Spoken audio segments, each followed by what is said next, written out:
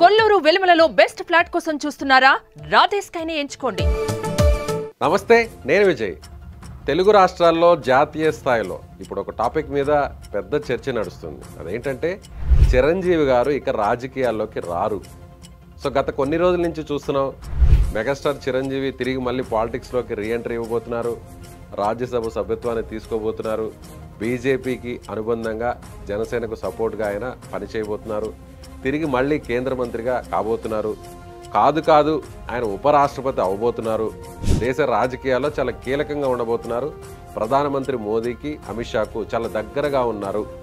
So ఇదంతా కూడా ఏపీలో, తెలంగాణలో జనసేన స్ట్రాంగ్ అవడం కోసం బ్యాక్ ఎండ్లో బీజేపీ ద్వారా చిరంజీవి గారు పనిచేయబోతున్నారు. ఇలా రకరకాల వార్తలు విన్నాం. వాటన్నిటికీ ఫుల్ స్టాప్ పెట్టేశారు మెగాస్టార్ చిరంజీవి. అని ఏమన్నారంటే, నేను సినిమాకే అంకితం అవుతున్నాను, రాజకీయాలకు చాలా రోజుల నుంచి దూరంగా ఉన్నాను. చాలా సందర్భాల్లో కూడా చాలామంది మీడియా మిత్రులు కూడా చెప్తూ వచ్చారు. సో చిరంజీవి మళ్ళీ రాజకీయాల్లోకి రాబోతున్నారు, ఆయన మళ్ళీ తిరిగి బీజేపీకో లేకపోతే ఇంకొక పార్టీకో ఆయన దగ్గరగా ఉన్నారు అంటూ బీజేపీ పేరు ఎక్కడ కూడా ఆయన చెప్పకపోయినా పెద్దవాళ్లకు దగ్గరగా ఉంటున్నానంటూ కూడా ఆయన ఈ సందర్భంగా చెప్పారు.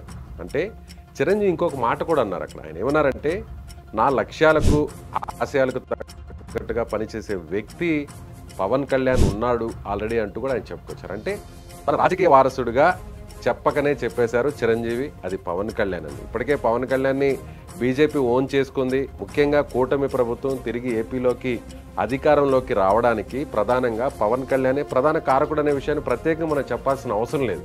సో పవన్ కళ్యాణ్ ఇప్పుడు తాజాగా ఆయన ఇవాళ నుంచి కూడా తమిళనాడులో, దక్షిణ భారతదేశంలో ఆయన ఒక సనాతన ధర్మానికి సంబంధించి పరిరక్షణను చేసే విధంగా ఒక యాత్రను కూడా, ఆలయాలను సందర్శించే విధంగా 4 రోజుల పాటు ఒక కార్యక్రమాన్ని కూడా రూపొందించారు. ఇది తమిళనాడు ఎన్నికల్లో పవన్ కళ్యాణ్ చాలా ప్రభావితం చేయబోతున్నారు. అక్కడ అన్నా డిఎంకే మధ్య, సో ఈ రెండు పార్టీలు కూడా హిందూ ధర్మానికి కాస్త దూరంగా ఉండేటువంటి పార్టీలుగా మనం చెప్పవచ్చు. అంటే నాస్తికవాదాన్ని ఎక్కువగా నమ్మినటువంటి సిద్ధాంతాలు కలిగినటువంటి పార్టీలుగా చెప్పవచ్చు. అయితే ఇప్పుడు తాజాగా హీరో విజయ్ కూడా ఒక రాజకీయ పార్టీని పెట్టారు. సో ఆయన ఎలాంటి స్టాండ్ తీసుకోబోతున్నారు అనేది కూడా చూడాలి. అయితే అక్కడ తమిళనాడుకు సంబంధించినటువంటి ప్రభుత్వానికి సంబంధించిన ఉప ముఖ్యమంత్రిగా ఉన్న స్టాలిన్ కుమారుడు ఉదయనిధి స్టాలిన్ కొన్ని వ్యాఖ్యలు కూడా చేశాడు. సనాతన ధర్మం అనేది ఒక ట్రాష్ అంటూ కూడా, ఆయన ఒక జబ్బు లాంటిదంటూ కూడా ఆయన గతంలో వ్యాఖ్యలు చేశారు. దాన్ని ఖండించారు పవన్ కళ్యాణ్. ఇప్పుడు పవన్ కళ్యాణ్ ఇదంతా ఎందుకు చెప్తున్నా అంటే, పవన్ కళ్యాణ్ని జాతీయ స్థాయిలో ఆయన చరిష్మాను, ఆయన సేవలను వినియోగించుకోవాలని చూస్తుంది ఎన్డీఏ. అయితే ఇప్పుడు చిరంజీవి కూడా చాలా క్లియర్ కట్గా ఒక ఇన్ఫర్మేషన్ ఇచ్చేస్తాడు. ఏం చెప్పేశారంటే, so already Pawan Kalyan prove అవుతున్న లీడర్, ఆల్రెడీ ప్రూవ్డ్ ఉప ముఖ్యమంత్రిగా ఆయన ఏంటో, సో ఏపీలో ఆయనకున్నటువంటి స్థానం ఏంటో, రాజకీయాల్లో ఆయనకున్నటువంటి గుర్తింపు ఏంటో ప్రత్యేకంగా చెప్పాల్సిన పని లేదు. సో చిరంజీవి బ్యాక్ ఎండ్లో ఉండి తమ్ముడు పవన్ కళ్యాణ్ను ఎదిగేంత వరకు, అంటే ఒక కీలకమైనటువంటి ఎవరైతే అందరూ కోరుకుంటున్నారో పవన్ కళ్యాణ్ అభిమానులు, ఆయన శ్రేయభిలాషులు, మెగా అభిమానులు ఏదైతే కోరుకుంటున్నారో ఆ స్థాయికి వచ్చేంత వరకు, ఆ పదవికి వచ్చేంత వరకు బ్యాక్ ఎండ్లో చిరంజీవి గారు ఉంటారు అనేది మనం పరోక్షంగా ఆయన చేసినటువంటి వ్యాఖ్యలను బట్టి చూస్తున్నాం. మరొక అంశాన్ని కూడా ఆయన చెప్పడం జరిగింది. లైలా ఫంక్షన్లో ఒక వ్యాఖ్యలు చేశారు. బ్రహ్మానందానికి సంబంధించినటువంటి మూవీకి సంబంధించిన ఫంక్షన్లో ఒక వ్యాఖ్యలు చేశారు. లైలా సినిమా ఫంక్షన్లో ఏమన్నారంటే, ప్రజారాజ్యం అంటే హీరో విశ్వక్ సేన్ తండ్రి అంటే తండ్రి తనతో పాటు ప్రజారాజ్యంలో కలిసి పనిచేశారు. సో వీళ్ళతో ఉన్నటువంటి అనుబంధం ఇప్పటిది కాదు, ప్రజారాజ్యం ఇప్పుడు జనసేనగా అవతరించింది.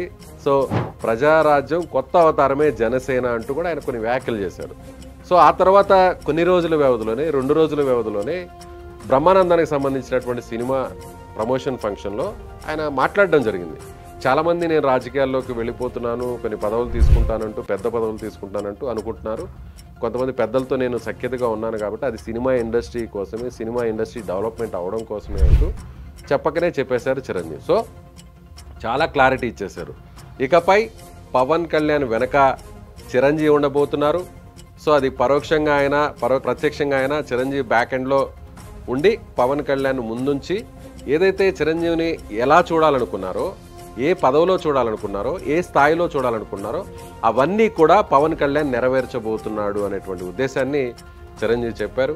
సో ఇదొక మెగా అభిమానులకు, జనసేన పార్టీకి ఇదొక బూస్టప్ లాగా చెప్పాలి. సో చిరంజీవి ఇక క్రియాశీలకంగా ఉండకపోయినా కూడా పవన్ కళ్యాణ్ వెనక రాజకీయంగా ఆయన పూర్తి సపోర్ట్ ఉండబోతుందనేది మనం ఖచ్చితంగా చెప్పవచ్చు. సో ఈ వీడియో మీద మీరేమనుకుంటున్నారు? చిరంజీవి కామెంట్స్ మీద ఏమనుకుంటున్నారు? సో భవిష్యత్తులో పవన్ కళ్యాణ్ ఏ స్థాయి వరకు రాజకీయాల్లో అయినా వెళ్ళే అవకాశం ఉంది. ఖచ్చితంగా కామెంట్ చేయండి, లైక్ చేయండి.